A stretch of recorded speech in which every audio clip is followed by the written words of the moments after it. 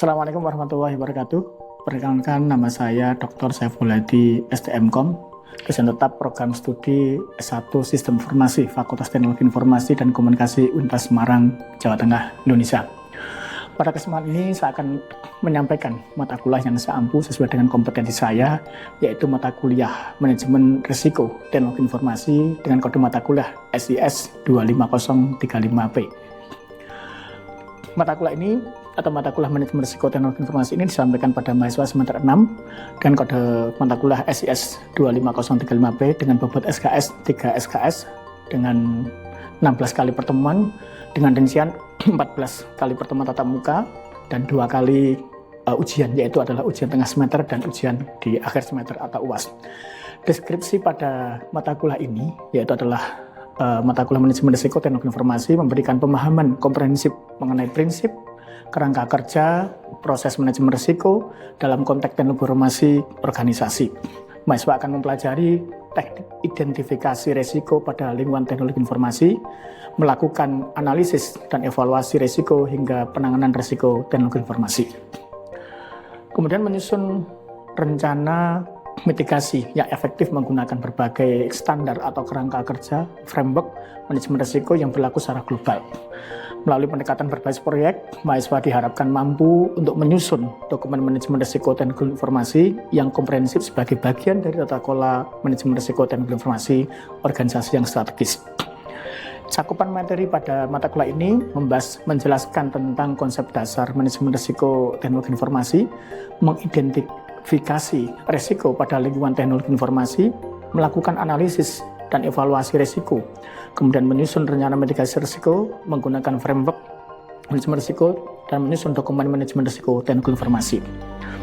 Kemudian luaran akhir pada mata kuliah ini harapannya adalah mahasiswa diberikan proyek untuk menganalisa manajemen risiko teknologi informasi baik di Universitas Semarang maupun di instansi yang lain, dan hasilnya akan memberikan sebuah rekomendasi pada pihak terkait.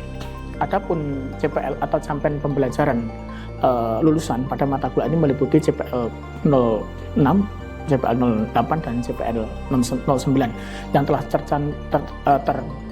yang telah tercantum pada RPS yang telah divalidasi oleh koordinator kelompok keahlian dan kepala program studi. CPL 06 yaitu adalah mahasiswa mampu membuat perencanaan infrastruktur teknologi informasi, arsitektur jaringan, layanan fisik dan cloud, menganalisa konsep autentifikasi, otorisasi, akses dan kontak, melindungi data, kemudian melindungi orang dan perangkat.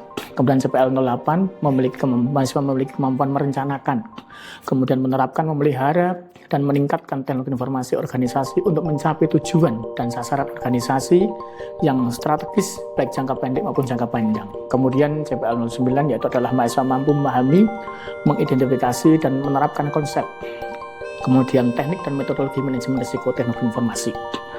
Untuk capaian pembelajaran mata kuliah atau CPMK, yaitu mahasiswa mampu merancang infrastruktur teknologi informasi yang mendukung kebutuhan organisasi. Kemudian yang kedua, mahasiswa mampu menyusun rencana strategis pengembangan sistem informasi organisasi, dan mahasiswa mampu menyusun rencana proyek sistem informasi meliputi ruang lingkup dan waktu, dan mampu menerapkan dalam manajemen risiko teknologi informasi. 3 komponen utama dalam proses pembelajaran ini adalah menerapkan pendekatan delivery, kemudian interaction, dan assessment atau DIA.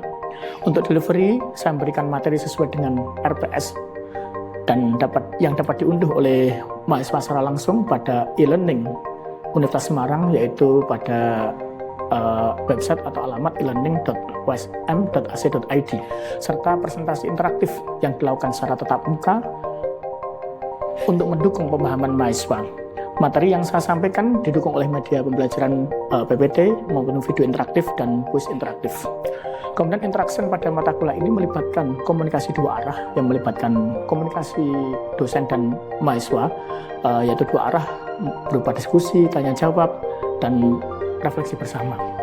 Adapun asesmen pada mata kuliah ini, sistem penilaian mata kuliah ini mencakup asesmen formatif melalui tugas kuis, tugas individu, dan tugas kelompok, serta penilaian sikap dan keterampilan sesuai dengan RPS. Selanjutnya asesmen sumatif berupa penilaian akhir, yaitu adalah pada tengah semester yaitu UTS, dan pada akhir semester yaitu adalah ujian akhir semester. Kemudian model pembelajaran pada mata kuliah ini, manajemen risiko teknologi informasi, menggunakan model experiential learning dan project based learning dengan metode presentasi interaktif, kemudian praktek, ada kolaborasi, dan respon kreatif. Karena buku referensi yang kami gunakan pada mata kuliah ini, mata kuliah manajemen risiko teknologi informasi, yaitu adalah berupa buku referensi, diantaranya adalah karya dari Mubarak tahun 2024, dengan judul buku manajemen risiko, dasar-dasar, strategi, dan aplikasi praktis. Kemudian ada lagi, yaitu adalah yang kedua adalah artikel bereputasi yang memiliki nilai kebaruan agar mahasiswa mampu mengikuti perkembangan ilmu pengetahuan dan teknologi saat ini. Berikut adalah video pembelajaran mata kuliah manajemen risiko teknologi informasi, tepatnya pada pertemuan kedua. Assalamualaikum warahmatullahi wabarakatuh. Semangat pagi. Gimana kabarnya siang hari ini? Alhamdulillah baik. Baik, teman-teman mahasiswa. Ini semester berapa? Oh, ada yang semester ngulang berarti ini. Semester 4. Oke, baik. Pada siang hari ini kita akan membahas tentang materi kuliah manajemen risiko teknologi informasi. Nah, pada pertemuan pertama ini kita membahas tentang kita masih pengantar ya, definisi manajemen risiko TI. TI itu teknologi informasi. Setiap bisnis, setiap apapun, setiap aktivitas itu pasti ada risikonya. Termasuk kuliah juga ada risikonya, termasuk perangkat teknologi informasi. USM ini memiliki perangkat teknologi informasi yang nilainya miliaran rupiah, banyak. Sehingga itu juga perlu di-manage supaya apa? Supaya ketika terjadi risiko-risiko tertentu, maka akan dampaknya tidak besar, sehingga dampak itu bisa diminimalisir. Nah, mari kita belajar bareng terkait dengan apa itu manajemen risiko. Manajemen risiko itu adalah bagaimana kita mengidentifikasi, menganalisa, kemudian menangani. Kaitannya dengan apa? Dengan teknologi informasi. Jadi, bagaimana penerapan dari prinsip-prinsip manajemen risiko itu terhadap perusahaan atau memanfaatkan teknologi informasi, termasuk di perguruan tinggi. Semua perguruan tinggi di Indonesia, bahkan di dunia itu, pasti menggunakan teknologi informasi. Untuk itu, pada materi ini kita membahas tentang bagaimana manajemen risiko teknologi informasi. Oke. Risiko itu macam-macam ya. Jadi, risiko itu adalah seperti di gambar yang pojok ini ada gambar banjir lah, banjir atau hal yang terjadi sesuatu yang tidak diharapkan. Ini risiko. Misalkan pada saat bulan Desember, Januari, Februari itu adalah musim hujan, rawan banjir. Bagaimana teknologi informasi itu tetap aman, bisa memberikan layanan kepada seluruh mahasiswa. Kalau bisnis ya misalkan marketplace itu bisa orang transaksi bisa nyaman. Kalau perbankan ya bagaimana customer atau nasabah bisa transaksi dengan baik 24 jam. Nah, ini ada risiko-risiko yang kita harus waspada. Risiko-risiko itu banyak, diantaranya adalah seperti ini gambar banjir. Kemudian ada sesuatu yang tidak kepastian. Jadi risiko itu ya tidak pasti. Kan kita tidak bisa memastikan. Ke depan akan terjadi bencana, ke depan akan terjadi misalkan ada petir dan sebagainya, kita nggak tahu. Kemudian risiko itu juga ada suatu peluang yang hilang. Dalam risiko ada hal-hal yang hilang. Misalkan ya risiko tadi ada dampak tadi. Nah, ini perlu kita bahas pada pertemuan ini, penting supaya teman-teman tahu. Oke, definisi risiko itu macam-macam ya. Menurut standar ISO 30001/2009 ini, risiko adalah dampak dari ketidakpastian terhadap pencapaian objektif. Ini ada yang berpendapat lagi adalah risk management adalah kemungkinan terjadinya sesuatu hal yang dapat memberikan dampak negatif atau positif. Jadi risiko itu bisa ada dampak negatif atau dampak positif. Tidak semua risiko itu negatif. Banyak hal nanti kita bisa contoh ya. Kemudian ada definisi risiko menurut Svensson tahun 2000 itu definisi yang menyebabkan konsekuensi negatif bagi perusahaan yang terlibat dalam supply chain. Nah, ini definisi risiko masing menurut beberapa pakar ya. Kemudian manajemen risiko. Nah, terkait ini ya. Kalau tadi risiko, sekarang adalah bagaimana teman-teman memahami tentang manajemen risiko.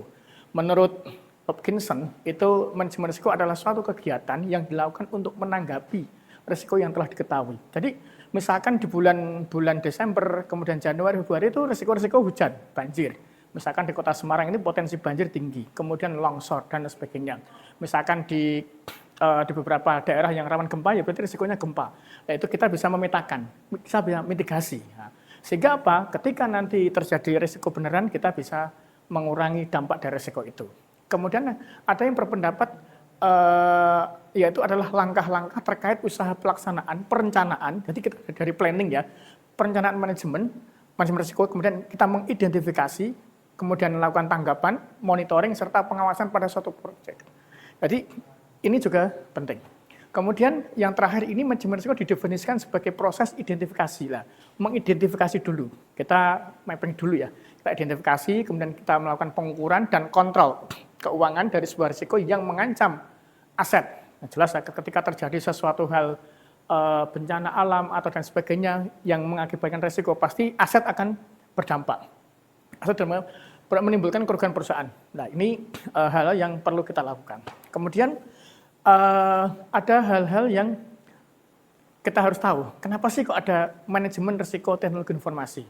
Jadi teknologi informasi itu perangkatnya kira-kira ya, perangkat IT seperti misalkan ya server, kemudian perangkat jaringan itu ada Cisco, ada Rakes yang kita gunakan. Itu kira-kira mahal atau murah kira? Mahal atau murah? Perangkat IT itu mahal atau murah?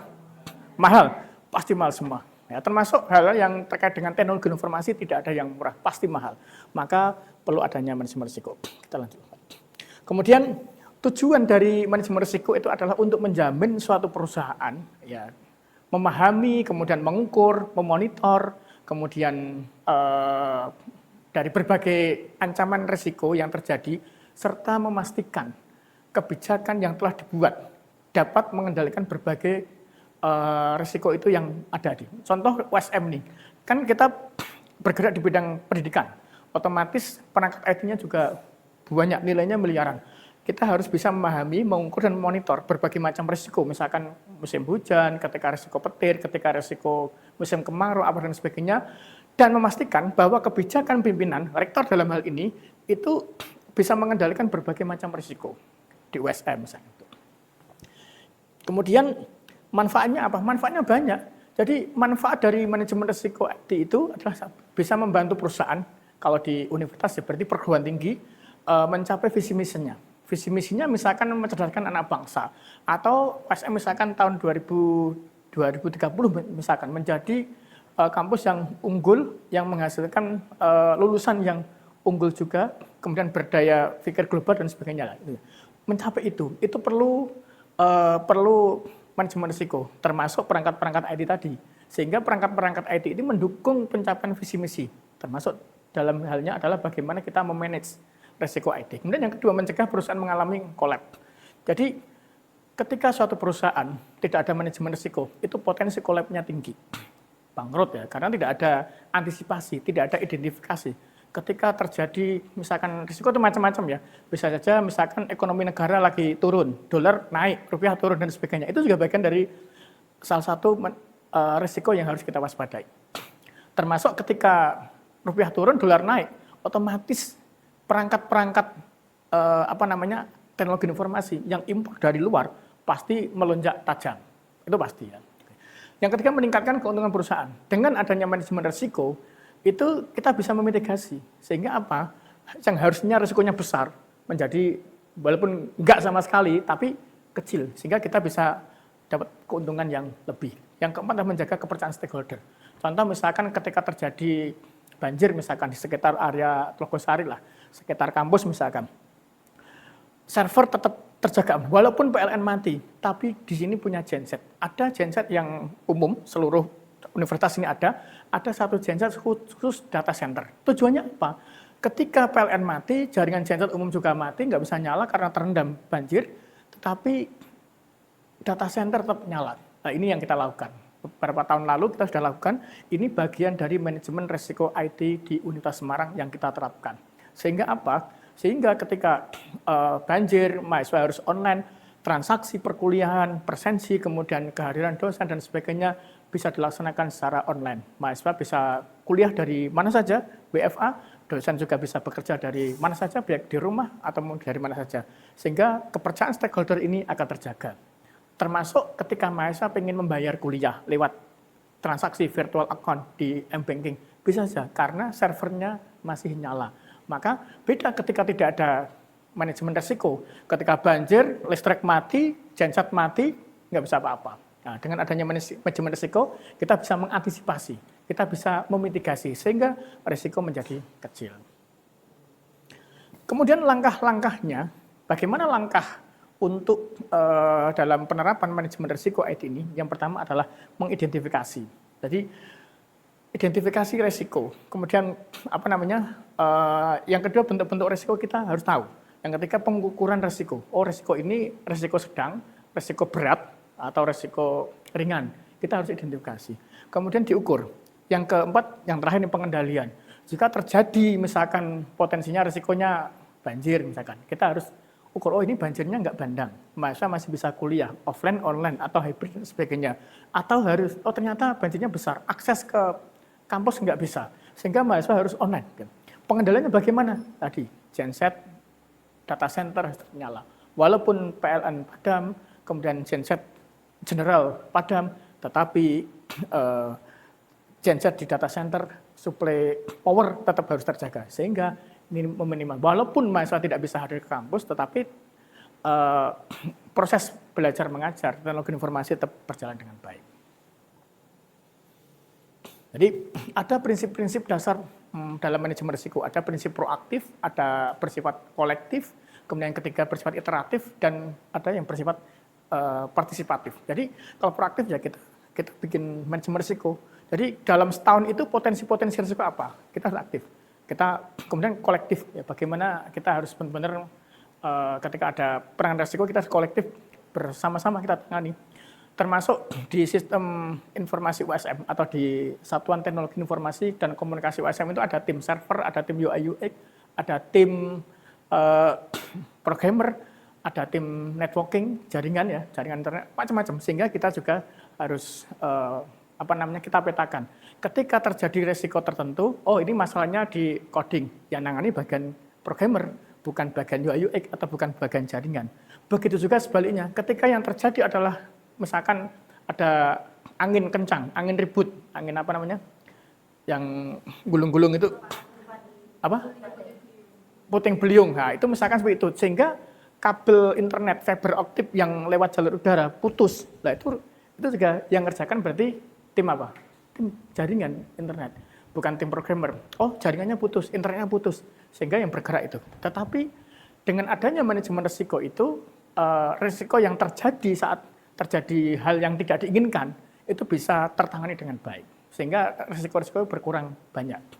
Beda ketika tidak diantisipasi sebelumnya, tiba-tiba jalur internet putus karena mungkin ada proyek penggalian di jalan, perbaikan flyover, atau mungkin ada angin puting beliung, jalur internet putus. Nah, makanya termasuk jaringan internet di USM ini ada kita tiga vendor. Jadi kita berlangganan 3 vendor, itu bagian dari manajemen risiko. Satu dengan Telkom, yang kedua dengan Moratel, yang ketiga dengan Nexa. Tujuannya apa? Ketika salah satu ISP, Internet Service Provider, ini putus, itu masih ada jaringan yang lain yang masuk. Sehingga akses internet di kampus ini tetap aman. Masing-masing ISP atau provider ini pun 2. Jadi Telkom itu ada jalur yang dari jalur Majapahit, Pedurungan, ada yang jalur dari Johar. Yang Majapahit putus, Johar masih nyala. Dua-duanya putus, masih ada ISP yang lain. Provider yang yaitu Moratel. Dua-duanya Moratel dan Telkom masih ada Nexa. Tiga-tiga putus, insya Allah enggak. Jadi tetap ada cadangan tadi. Minimal 2. Itu salah satu yang diterapkan dalam manajemen risiko IT, terutama untuk networking jaringan. Nah, ini ada hal yang penting yang perlu diketahui oleh para mahasiswa ya. Jadi termasuk bagaimana kerangka kerja manajemen risiko teknologi informasi ini, prinsip-prinsip tersebut merupakan ini yang prinsip MOR ya. Ini bagaimana esensi dalam pengembangan praktek manajemen risiko yang baik dan diturunkan dalam prinsip tata kelola perusahaan. Nah, termasuk tata kelola IT. Ini juga kita menerapkan tata kelola teknologi informasi di USM dengan baik. Ada framework, ada COVID-19 atau COVID-5. Kemudian ada ITIL dan sebagainya. Itu kita terapkan. Kita pilih salah satu. Sehingga ketika terjadi hal-hal yang tidak diinginkan, tata kelola kita sudah jalan. Jadi tata kelola teknologi informasi dan manajemen risiko teknologi informasi ini saling berkesinambungan, saling berhubungan. Sehingga termasuk ketika mahasiswa di musim libur dan di musim mahasiswa aktif itu juga penggunaan BIM-nya beda. Nah, itu kita juga harus manage dengan baik. Bagaimana pengaturan bandwidth di kantin, kemudian di auditorium, kemudian di ruang-ruang kelas dan sebagainya. Mana ruangan-ruangan yang dipakai, ya kita kurangi. Mana yang ruangan-ruangan yang aktif, ruangan untuk kerja, ruangan untuk praktikum, makan dan sebagainya, kita salurkan di situ. Sehingga ini perlu perlu di-manage dengan baik. Oke. Saya kira itu terkait dengan pengantar manajemen teknologi, manajemen risiko teknologi informasi. Mungkin ada yang ditanyakan? Ya, bertanya. Silakan. Namanya siapa? Pertanyaannya apa? Oke.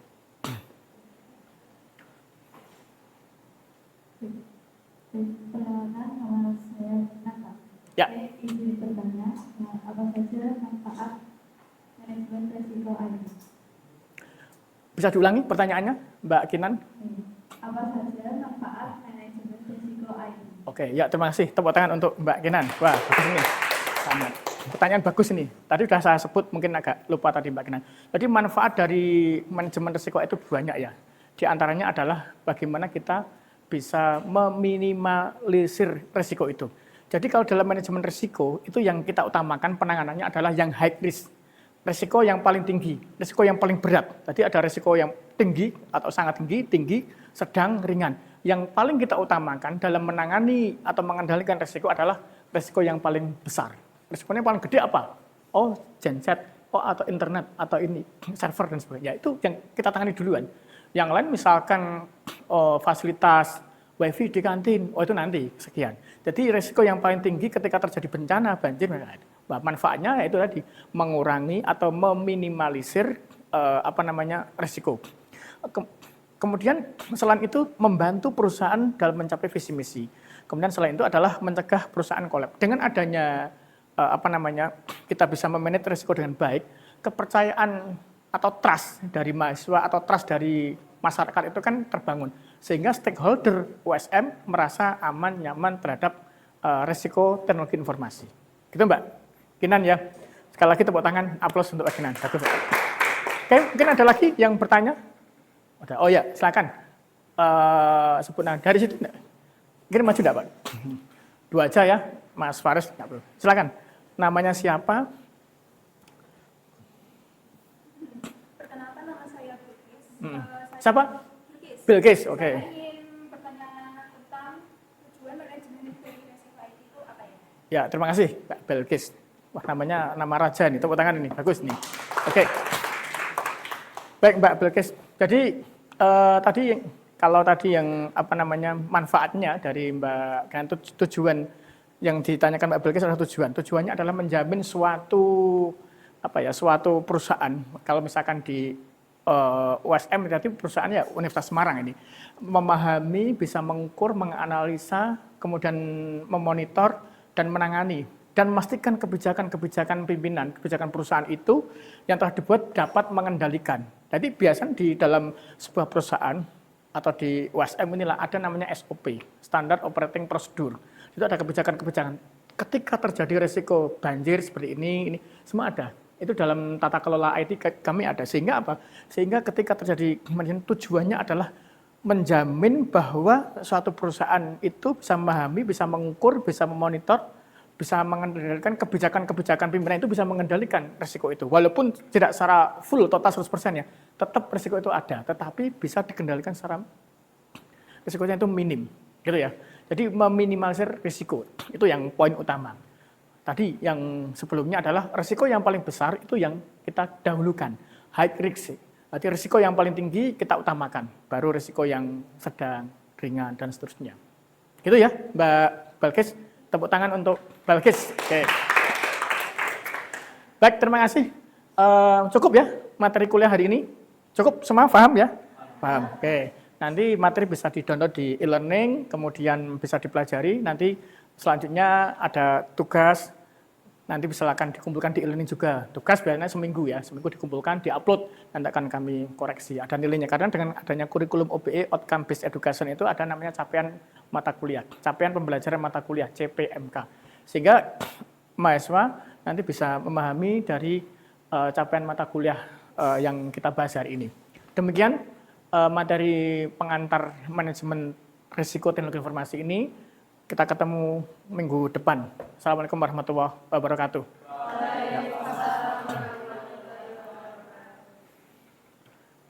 Wes.